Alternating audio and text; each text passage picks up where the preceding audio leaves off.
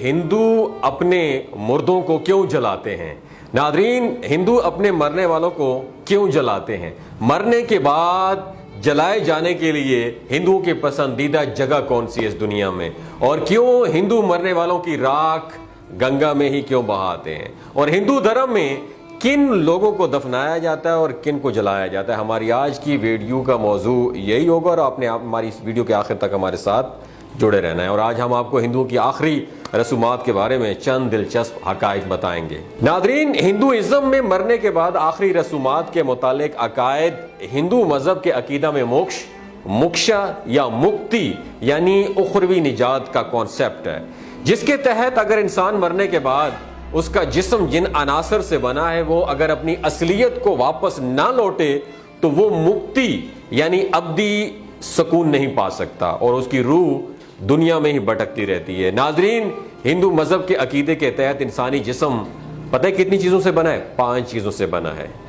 ہمارے مطابق نہیں، ہندوازم کی بات کر رہا ہوں۔ مٹی، پانی، آگ، ہوا اور آکاش یعنی آسمان کو کہتے ہیں۔ اور ہندوؤں کے مطابق انسانی جسم کو ان 5 چیزوں سے بنا کر دنیا میں بھیجا گیا ہے، مگر جب انسان کی موت واقع ہوتی ہے تب ان چیزوں کو اپنی اصلیت کی طرف لوٹنا پڑتا ہے۔ اس لیے ہندو عقیدے میں مردے کو اس لیے جلایا جاتا ہے کیونکہ مرنے کے بعد انسان کی روح آکاش یعنی آسمان کی طرف لوٹ جاتی ہے، جبکہ مردے کو جلانے سے اس کے جسم کے باقی 4 عناصر میں سے آگ جلنے کے باعث آگ سے دھواں ہوا جو ہوتا ہے وہ راکھ کا کچھ حصہ اس دھوئیں کی وجہ سے ہوا سے مٹی میں مل جاتا ہے اور بعد میں جلی ہوئی ہڈیوں کو پانی میں بہا دیا جاتا ہے، جس طرح وہ پانی سے بھی مل جاتا ہے۔ اور ہندوؤں کے عقیدے کے مطابق جب بھی کسی انسان کے مرنے کے بعد اسے جلایا جاتا ہے تو بچی ہوئی ہڈیوں کا وزن اتنا ہوتا ہے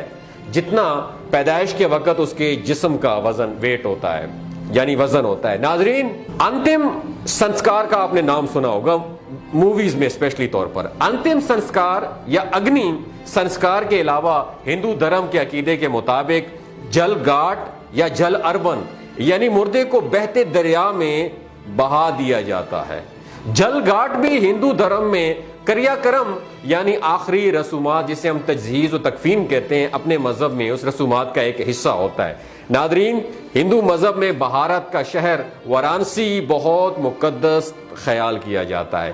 یہ شہر دریائے گنگا کے بالکل کنارے آباد ہے جو بذات خود ہندوؤں کے نزدیک مقدس دریا کی حیثیت رکھتا ہے۔ ناظرین، چونکہ وارانسی شہر اور دریائے گنگا دونوں ہندوؤں کے نزدیک مقدس ہیں، اس لیے ان کی یہ کوشش ہوتی ہے کہ اپنے مردوں کو وہاں گنگا کے کنارے لے جایا جائے اور انہیں وہاں پہ جلایا جائے۔ اور یہاں پہ کئی شمشان گھاٹ بنائے گئے ہیں، جس طرح ہمارے جنازہ گاہ ہوتے ہیں ان کے شمشان گھاٹ ہوتے ہیں۔ یہاں روزانہ اوسطاً 300 مردوں کو جو چتا ہوتی ہے اس کو جلایا جاتا ہے۔ ہندوؤں کا یہ بھی عقیدہ ہے کہ جس شخص کا انتقال وارانسی شہر میں ہوا اسے نرخ یعنی دوزخ سے نجات مل جاتی، جس طرح ہم کہتے ہیں کہ ہمارا اگر حرم شریف میں، سعودی عرب میں، مکہ شریف میں، مدینہ شریف میں کسی کا انتقال ہو جاتا ہے اور جنت البقیع میں اس کو دفن کیا جائے تو اسے دوزخ سے نجات مل جاتی ہے اور ڈائریکٹ جنت میں جاتا ہے۔ سیم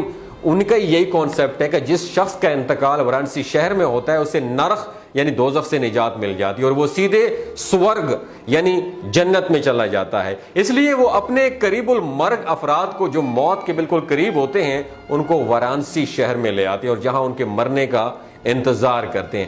ناظرین، ہندو دھرم میں انتم سنسکار یا اگنی سنسکار ہی اتم طریقہ ہے جس کے بغیر آتما روح کو مکتی نہیں ملتی۔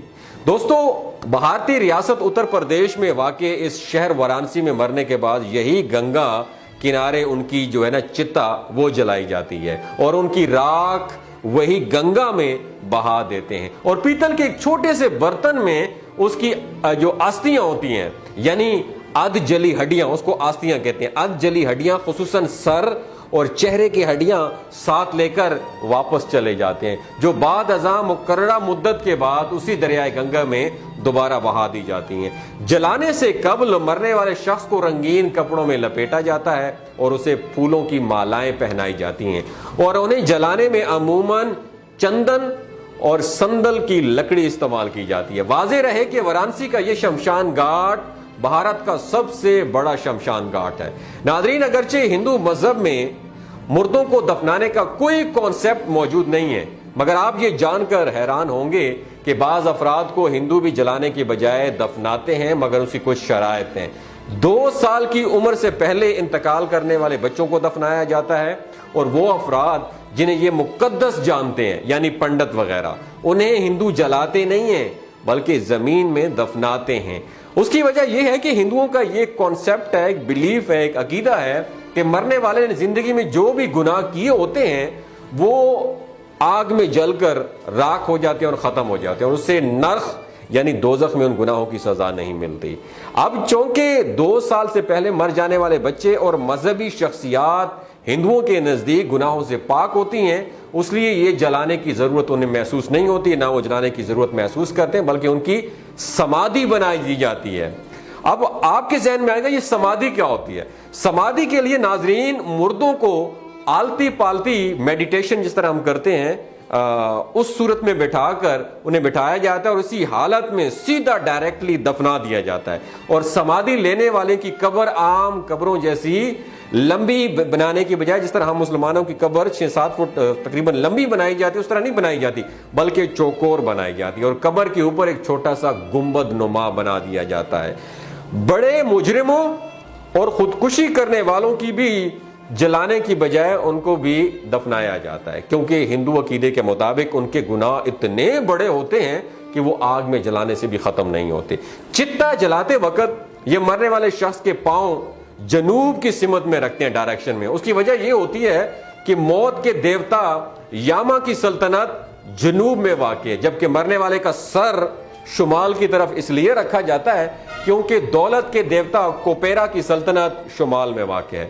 مرنے والوں کو آگ میں جلانے کا مقصد اسے آگ کے دیوتا کے حوالے کرنا ہوتا ہے تاکہ اسے گناہ جلا کر اس سے گناہ ختم کر دیے۔ یہ ہندو عقائد میں موجود ہے۔ ناظرین، ہندوؤں کے عقیدے میں جہاں مردے کو جلائے جانے کی یہ وجہ بیان کی جاتی ہے کہ انہیں گناہوں سے نجات ملتی ہے، وہیں پہ ایک اور حیرت انگیز وجہ یہ بھی ہے کہ ہندو مت کے پیروکاروں کا عقیدہ ہے کہ مرنے کے بعد انسان کی روح اس کے جسم کے ارد گرد گھومتی رہتی ہے، کیونکہ ایک طویل عرصہ روح نے جسم کے ساتھ گزارا ہوتا ہے، اس لیے اسے جسم کے ساتھ ایک خاص نسبت پیدا ہو جاتی ہے اور وہ اسے چھوڑنا نہیں چاہتی۔ لہذا جب جسم کو پوری طرح آگ میں جلا کر ختم کر دیا جاتا ہے تو روح اس انسیت کے جذبے سے مکتی پا جاتی ہے، یعنی آزاد ہو جاتی ہے اور آسمانوں کی طرف پرواز کر جاتی ہے۔ دوستو، یہ ہندوؤں کے چند عقائد ہیں جو مردوں کے حوالے سے ہیں، اس لیے میں نے آپ کے ساتھ شیئر کیے۔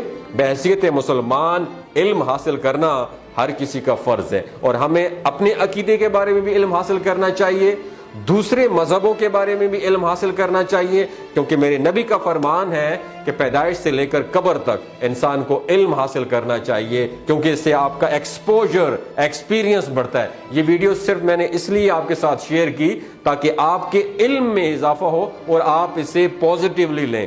خدا را نیگیٹو نالج کو پازیٹیو لیجیے گا تاکہ آپ کو پتا ہو کہ ان کے عقائد کیا ہیں اور ہمارے عقائد۔ اللہ تعالیٰ کا شکر ادا کیجیے۔ فَبِأَيِّ آلَاءِ رَبِّكُمَا تُكَذِّبَانِ۔ اسلام میں ہمیں بہت زبردست عقیدہ عطا کیا ہے، ہمیں اس پہ شکر ادا کرنا چاہیے اور اس پہ فخر کرنا چاہیے۔ اپنا اور اپنے ساتھ جڑے رشتوں کا خیال رکھیے گا۔ اللہ حافظ۔